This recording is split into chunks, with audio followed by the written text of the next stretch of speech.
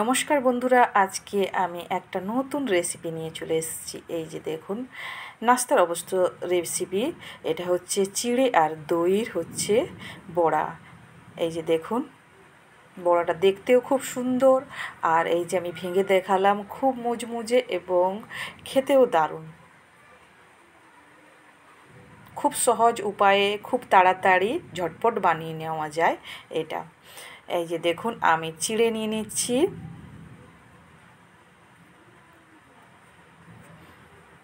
পরিমাণ মতো আমি চিড়ে নিয়ে নিলাম। এবার আমি নিয়ে নিব জল দিয়ে ভালো করে বারবার করে ধুয়ে দিব। এতে অনেক কাঁটি থাকে, তারপরে তুষ থাকে, তার খোসাগুলো থেকে যায়, সেগুলোকে ভালো করে ধুয়ে আমাদেরকে বারবার করে বের করে নিতে হবে, না হলে ওগুলো মুখে লাগবে। তার জন্য আমি সুন্দর করে এই যে দেখুন, ভালো করে বারবার করে দিচ্ছি। এই যে দেখুন, যা কিছু নোংরা থাকে উপরে ভেসে এসছে। এই যে এবার আমি সেগুলো পরিষ্কার করে নিয়ে এসেছি। এই যে দেখুন, একবারে পরিষ্কার হয়ে গেছে এবং ঝরঝরে হয়ে গেছে, চিড়েটা নরমও হয়ে গেছে। এবার এতে দিব এই হচ্ছে দই। চিড়ের বড়া হচ্ছে মহারানী, বা যাতে টেস্টটা খুব সুন্দর করে করে দেয়, সেটা হচ্ছে দই। এই যে দইটা আমি দিয়ে দিলাম এবং স্বাদ মতো এবার দিয়ে দিচ্ছি নুন। পরিমাণ মতো যতটা লাগবে সেইভাবে পরিমাণ মতো আমি দিয়ে দিলাম। এবার চামচ দিয়ে আমি নেড়ে নিচ্ছি, ভালো করে নেড়ে নিচ্ছি। আর দই চিড়ে সুন্দর করে নেড়ে নিলে দইটা যেন চিড়াটা করে নেয়, দইয়ের যে মানে টক ভাবটা বা এটা যেন খুব ভালোভাবে চিড়ার মধ্যে ঢুকে যায়। তার জন্য এটাকে আমি ঢাকি এখন 10 মিনিট রেখে দিব। এবার দেখুন, আমি 10 মিনিট রেখে দিয়েছিলাম।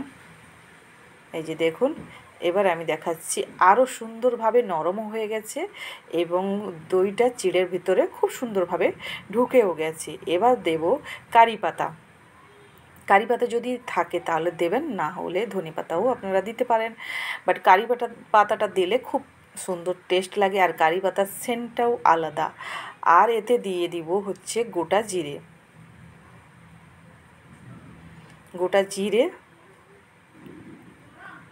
আর দিয়ে দিচ্ছি এতে পরিমাণ মতো, সবার দিক ভেবে, ছোট বড় সবার দিক ভেবে পরিমাণ মতো লঙ্কার গুঁড়ো দিয়ে দিলাম। এবার এটা ভালো করে আমি মাখিয়ে নিব হাত দিয়ে। এটা চামচে মাখানো হবে না, এবার হাত দিয়ে ভালো করে আমি মাখিয়ে নিচ্ছি, ওপর নিচ করে ভালো করে মাখিয়ে নিচ্ছি।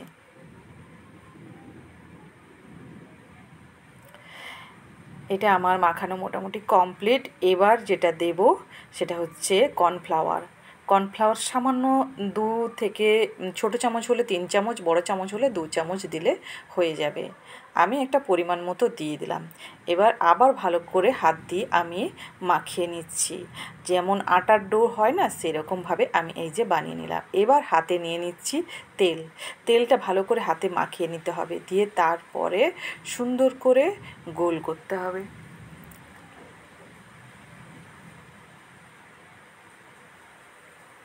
সুন্দর করে গোলা করতে হবে, গোলা করে মাঝখানে এইভাবে ফুটো করে দিতে হবে।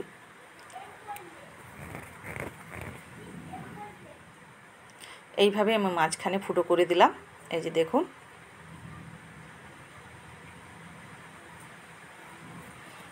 হয়ে গেছে। এবার এটা রেখে দিলাম, দিয়ে আরেকটা আমি বানাচ্ছি, সেটাও দেখিয়ে দিচ্ছি। হাতে কিন্তু তেলটা যদি হয়ে যায়, আবার ভালো করে আবার একটু তেল নিয়ে নিতে হবে।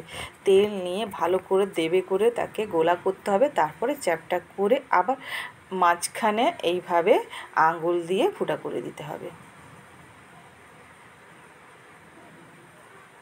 এই যে দেখুন, হয়ে গেছে। এইভাবে আমি সবগুলো একে একে আমি বানিয়ে নিব এইভাবে। এবার আমি বানিয়ে নিয়েছি, দেখুন এইভাবে আমি সবগুলো বানিয়ে নিয়েছি।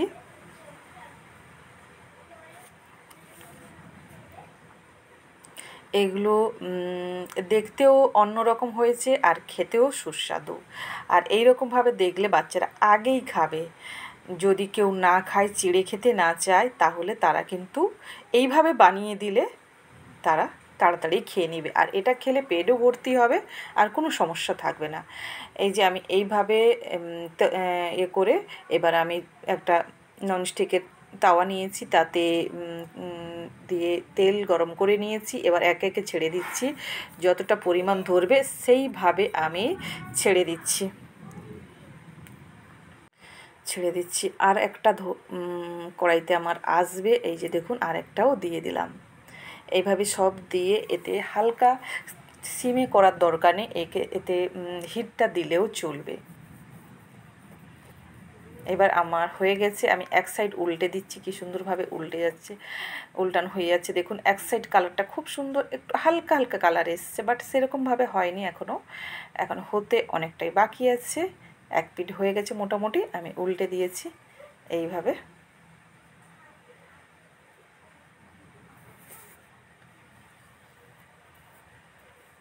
এই যে দেখুন কি সুন্দর লাল লাল কালার চলে এসছে, এই যে দেখুন দারুণ মজাদার, খেতে দারুণ লাগে। আপনারা ঘরে বানিয়ে দেখবেন, খেয়ে দেখবেন এবং আমাকে কেমন হয়েছে আমার এটা জানাবেন নিশ্চয়ই। আমার দই আর চিড়ের বড়াটা কেমন লাগছে দেখতে এবং খেতে কেমন লাগবে সেটা না বানিয়ে খেলে বুঝতে পারবেন না, বাট বানিয়ে দেখবেন, খুব সুন্দর লাগে।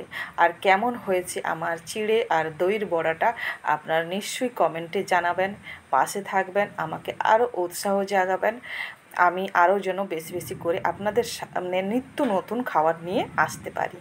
ধন্যবাদ।